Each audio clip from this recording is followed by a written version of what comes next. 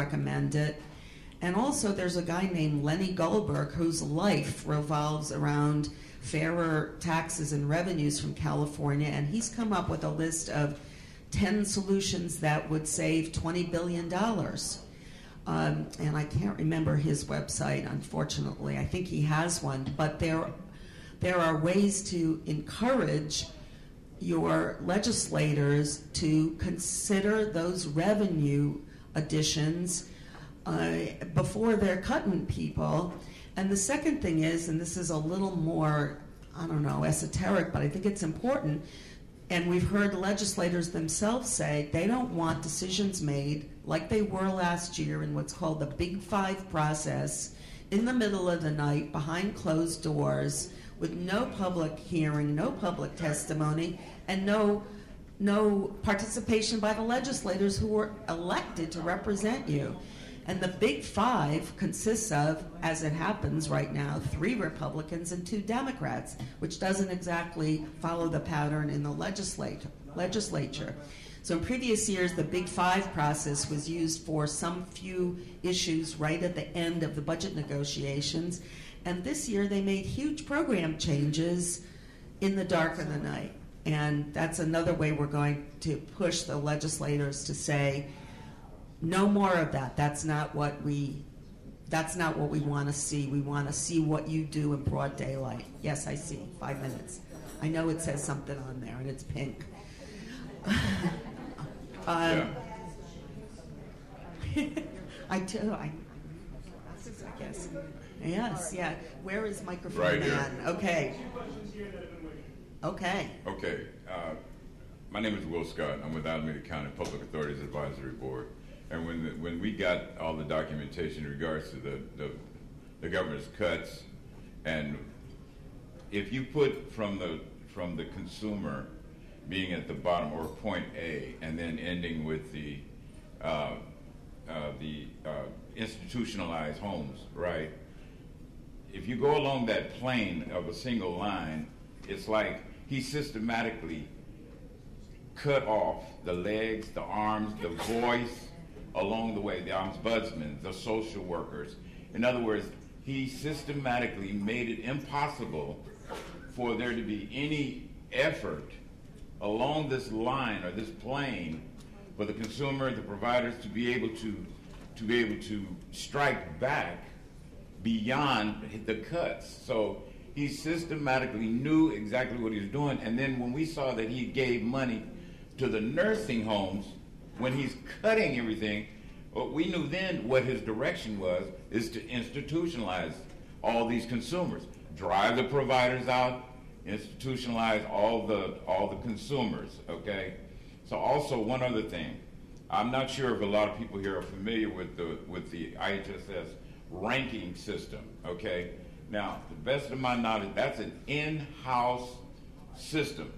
Now, in order for the governor to and his staff to have been able to actually implement that in 100%, he would have to utilize all social workers, would have went back into the homes, reevaluated every individual on the program, and redetermined their recertification, and then that would have been the way that it would have been utilized. What he did was he took an in-house system and turned it around and used it against us. So this system is totally void to begin with.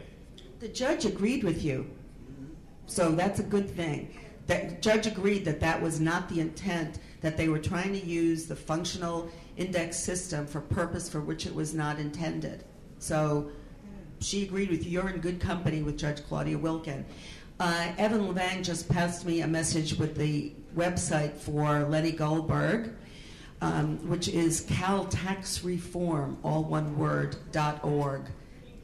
Yes, caltaxreform, CALTAXREFORM.org, for 10 solutions to save $20 billion, also referred to as the low-hanging fruit in the revenue reform. And Francis is waving something at me. Handout for tomorrow morning. Oh, cool. Okay. And so we have time for one more question, because then the pink thing's going to come back and it'll be the end. Okay, my name is Winifred, and everybody knows me as Winnie DeAnda. I'm from Yolo County Advisory Committee, and anybody that knows me knows I'm a fighter to the end. And frankly, if this goes through, I'm going to look for a good white knight lawyer, and then gather a few more plaintiffs and institute an old big suit. I'm not going to sit on my behind and cry. I may be forced out of the state at the end, but I will fight till my last breath in the courts, because I think at this point the courts may be our best bet. Even though I am personal friends with one of the assembly members, Mariko, and she is good, but I can't see reforming the whole legislature. And it may be the courts where we have to go, and I will. And we have on your behalf. Karen, you want to have the last word, since this is your panel? Okay, wait.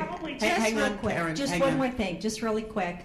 I've gone to the Capitol several times, spoke for a lot of different issues for IHSS. You know, it's really easy for myself to go to the legislators and our local and our assemblymen, and they see me in a chair and they realize I will be institutionalized because of the level of my injury.